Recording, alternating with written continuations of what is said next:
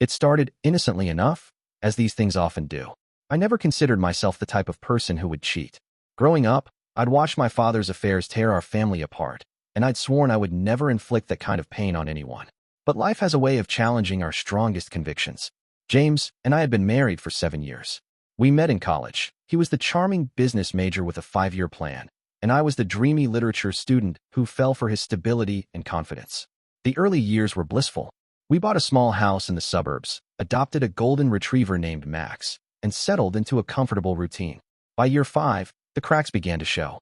James worked later and later at the office, climbing the corporate ladder with relentless determination. I threw myself into my job at the local library, organizing community events and book clubs. We became two ships passing in the night, exchanging quick kisses and abbreviated conversations about bills and household chores. I missed the connection, the deep talks, the feeling of being truly seen. That's when Daniel walked into my Tuesday evening creative writing workshop. He was tall with kind eyes and a quiet intensity that drew me in immediately. A published poet teaching at the university, he spoke about words with a passion that reminded me of my younger self. During group discussions, his gaze would find mine across the circle, and I felt understood in a way I hadn't in years. After class one evening, he invited me for coffee to discuss a piece I'd written. I said yes without hesitation, telling myself it was perfectly innocent, just two writers talking about craft. The conversation flowed effortlessly from literature to childhood memories to our deepest fears. 3 hours disappeared in what felt like minutes. Same time next week, he asked as we parted ways.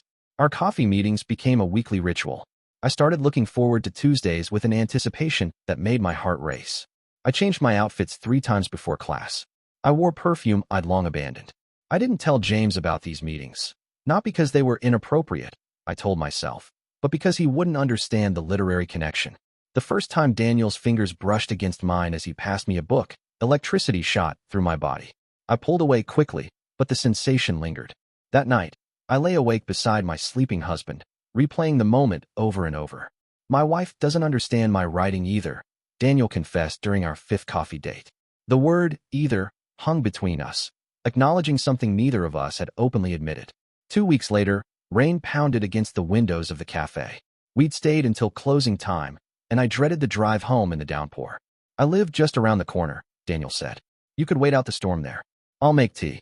I knew exactly what I was doing when I said yes. I knew it when I followed him up the stairs to his apartment. I knew it when I accepted the mug of tea from his hands. And I definitely knew it when I let him kiss me. That first kiss with Daniel unleashed something in me I'd forgotten existed. Desire, passion, the thrill of discovery. His apartment became our sanctuary, a place where I wasn't someone's wife or a responsible adult with mortgage payments and a 401k. I was just a woman feeling alive again. We were careful, of course. I told James the first had joined a book club that met on Thursday evenings. I created a private email account for Daniel. I learned to clear my browsing history and hide his texts under a fake contact name, Susan from library. The deception came easier than I expected, each small lie building on the last, until I had constructed an alternate reality. You seem different lately, James remarked one Sunday morning as I hummed while making pancakes. Happier.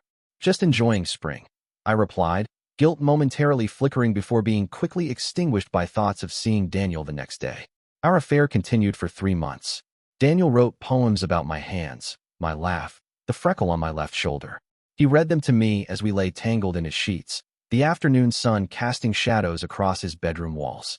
In those moments, I convinced myself that what we had was special, that it transcended the sordid cliché of an extramarital affair.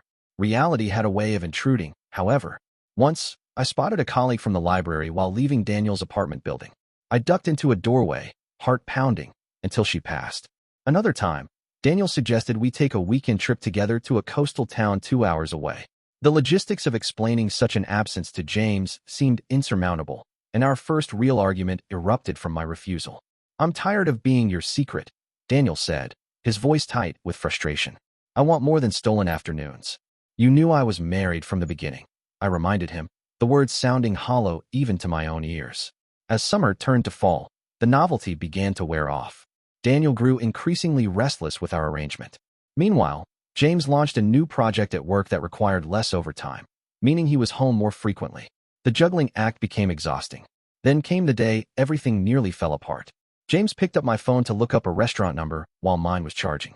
A text from Susan appeared. Missing you desperately after yesterday. Can't wait to feel your skin against mine again. My blood ran cold as I watched from across the room, frozen in place. James frowned at the screen, then looked up at me with confusion. Susan seems intense, he said with a chuckle. Book club getting wild these days? I forced a laugh, taking the phone from his hands. Oh, you know Susan. Always confusing her texts. That was meant for her husband. He's away on business. James accepted this explanation without question, returning to his newspaper. The close call should have been a wake-up call, but instead, it gave me a strange confidence. If I could talk my way out of that situation, perhaps I was better at this deception than I thought. Yet something had shifted. The near discovery forced me to confront the reality of what I was doing. The risk I was taking with my marriage, with the life James and I had built together. For the first time, I began to question whether the affair was worth potentially losing everything. The end came suddenly, though perhaps it had been building for weeks. Daniel and I met at our usual cafe, but instead of the warm familiarity that typically settled between us, there was a strange tension. I've been offered a visiting professor position in Seattle, he announced, stirring his coffee absently. It starts next month. I felt as though the floor had dropped away beneath me. Seattle? Congratulations. That's wonderful. Come with me, he said, reaching for my hand across the table. Leave James. We can start fresh somewhere new. The request hung in the air between us. 6 months ago, I might have fantasized about such a proposal, running away with my poet lover to begin a new life. But sitting there, facing the reality of it, I saw with startling clarity what it would actually mean. Destroying James, leaving our home, disappointing our families, abandoning my career, all for a relationship born in secrecy and deception. I can't, I said finally. I'm sorry, Daniel, but I can't. The hurt in his eyes was palpable, but beneath it was something else. Relief, perhaps. Deep down, maybe he'd known all along that our relationship existed in a bubble, beautiful, but ultimately unsustainable in the light of day. We said goodbye that evening with a sense of finality. No dramatic scenes, no tearful promises to stay in touch. Just a kiss on the cheek and a whispered, "Be well," before we walked in opposite directions. I drove home in a daze, feeling hollow yet somehow lighter. The affair had ended as quietly as it had begun, leaving no visible evidence of its existence. No one would ever know, not James, not our friends, not our families. I had gotten away with it completely. When I pulled into our driveway, I sat in the car for several minutes, gathering myself. Through the living room window, I could see James moving around the kitchen, probably starting dinner. Our dog Max was likely at his feet, hoping for scraps. This was my life. Imperfect, sometimes mundane, but real. I walked into the house, and James greeted me with a quick kiss. "How was book club?" he asked, stirring something that smelled like his signature pasta sauce. "It's over," I replied truthfully. "The book club, I mean. We finished our last novel." "Too bad," he said.